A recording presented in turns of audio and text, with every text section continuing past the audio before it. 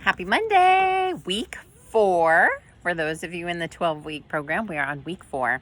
So 22, this is our 22nd day in the program. And you've probably heard before, 21 days to make a habit, yada, yada, yada. Well, it turns out there's actually no evidence that supports that it actually is 21 days to make a habit. In fact, they're saying it's more like 60-something days to create a habit. So this could be good news or bad news for some of you. The good news is for those of you who don't feel like you have, the train going yet, you have more time. You've got like 40 more days. For those of you who feel like, oh, this is good, I'm winning, I made it to day 21. Well, good news. You have made it. You have made it to day 21. And if you're feeling good, keep that momentum. Oh, but one of the things, when I did 75 hard at the end of last year, one of the requirements of 75 hard, well, first of all, it's to follow any diet. And I followed the Martino Fit macro diet, and then do 2 45-minute workouts a day. So every day I did one of the Martino Fit 12-week program workouts, and then I walked for 45 minutes. A few things I'll tell you. One is that I thought, okay, I'm being perfect with my macros. No cheat meals, no alcohol for sure. My weight's just going to drop off like crazy. And the scale did not budge for 6 or 7 weeks. And then in those last few weeks, I started to somehow, broke through and started to drop a few pounds until it was over. All in all, I think I maybe lost 6 or 7 pounds total. That's it. But the thing was, after doing everything perfectly for 6 weeks, I was so frustrated. And so I'm going to show you my day 1, and I think it was day 65. It wasn't quite 75 progress. And you can see that there was actually changes taking place. Now, it might seem weird, like why would I have a transformation if I've been doing the Martino Fit program for, well, because I created it and I follow it for years and years and years. So how does that make sense that suddenly to have a transformation? And the truth is, I had gotten really relaxed about the program. Sure, I do the workouts every day. Do I complete it till the end? Most of the time. Do I really put the oomph into every set? No, I stopped doing that. I was just kind of going through the motions, checking off the workout box. But when I did 75 hard, I really started to apply myself. But mostly the biggest impact was the diet. I began to see results when I first started macro counting just by eyeballing protein and carbs, right? I'd be like making sure I got more protein, like the size of my palm with every meal. And then carbs and fats, I kind of eyeball. And I didn't really know exactly what was going in my body. And I had great results up front in the very beginning. And that's years and years and years ago. The more I did that, the less I started to see progress, and it confused me. But the truth was, and is, if you're not really sure about how much is going into your body, you could still be in a calorie surplus. And you might be surprised when you weigh or measure out your food that you're being a little bit generous, especially when we're talking about fat. And I've seen, I'm not trying to throw my mom under the bus before, but I've seen her add peanut butter to a protein shake, and she's like, and a tablespoon of this, and it's this big old scoop of peanut butter, and for sure there's 3 to 4 tablespoons of peanut butter on that spoon, which, if you know, 1 tablespoon of peanut butter is like 90 calories, so 2, or like 80 calories, and so 2 is like 160, right? So then 4 tablespoons of peanut butter, you think that 4 tablespoons is actually 1 tablespoon. You're talking about like 300 plus calories extra. So, all right.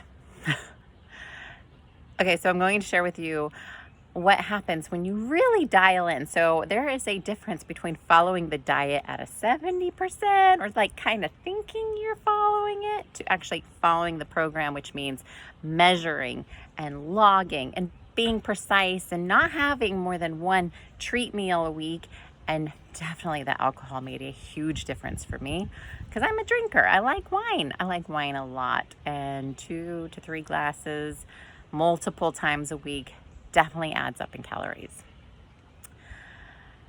So I wanted to say, be precise, add the oomph to your workouts. That in itself is going to take you leaps and bounds ahead as far as progress is concerned. There was another thing with 75 Hard that really changed me, and I have not stopped this since. And it seems so simple, and you wonder why is this even a thing? And it's to read 10 pages of nonfiction a day. 10 pages of nonfiction. So I couldn't even tell you when the last time I read nonfiction was. I have a bazillion books on my bookshelf, but I don't know when the last time I read was. So I just grabbed a book off the shelf and I read it. And the first thing I think I read was Good to Great, which was good. It's like a business book. It's not even really applicable to me. And then I picked up this book, and this is what I wanted to share with you, was this book called Switch, How to Change When Change is Hard. Now, I think of this more as a coaching book, but if you are interested in really trying to create change that lasts, this book is so good, so good. The preface of the book is that essentially whenever we're driving change, we have to manage our intellect and our emotions. And you can kind of look at intellect and emotions as intellect being a rider on an elephant, and the elephant are big emotions. Emotions are hard to maneuver. We don't pivot well, right? Like if you have like a really lazy, sad, lonely day, it's really hard to snap out of it. So our brains know better, but the big emotions are hard to maneuver. And then when you're changing, when you're trying to get to a place, when you have a destination, you have to script the critical moves because you have to keep your brain and your emotions together every step of the way. So I just wanted to recommend this book, Switch, if you're interested. Another book I read, 10 pages a day, which honestly, it's not that much different from this, but it is Atomic Habits by James Clear. This is building habits and realizing that if you have a goal, there's so much more to change if it becomes part of your identity. Once you start making a change to your identity is when you're going to have lasting change.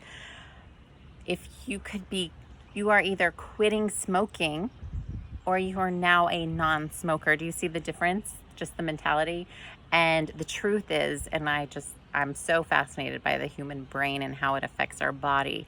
But the truth is, your brain is constantly changing to what you feed it. So if you are adapting an identity of this is me, I'm healthy and I'm fit and I work out daily and I care about what I put into my body and I love that I am strong, it will change you. It will change you. So Switch and Atomic Habits, those are 2 books I suggest, and I honestly would recommend starting your day with 10 pages. 10 pages could take you anywhere from 10 minutes to 30 minutes of time, but you will be so surprised at how fast you get through these big old books. 10 pages a day of nonfiction reading. And I just thought that day 21, day 22 was such an appropriate time to talk about, are we in this because we want to get to a destination, or are we in this because we want to change who we are for the long term? If you're trying to get to a destination and you're like, you think that you're going to arrive at this level of fitness and health and physique, and then you can just get back to what you were doing, you're wrong. You have to adapt for the long term. Okay, so that's that. This was a longer video than I anticipated sending, but I hope that helps. I was